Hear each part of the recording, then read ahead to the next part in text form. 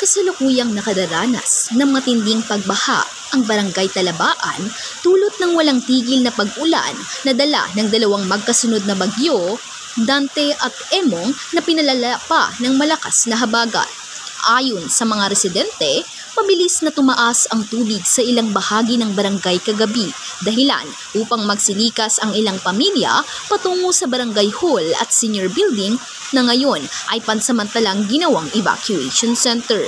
Ayon sa ulat ng barangay officials, halos maraming pamilya na ang inilikas habang patuloy ang monitoring sa mga lugar na mababa at madalas bahain.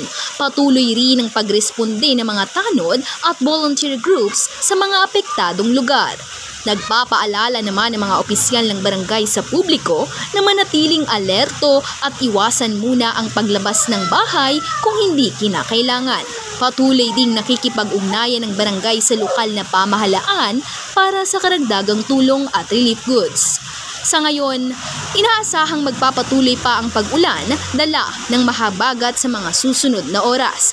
Kaya't pinapayuhan ng mga residente ng Talabaan na maging handa sa anumang posibleng paglikas.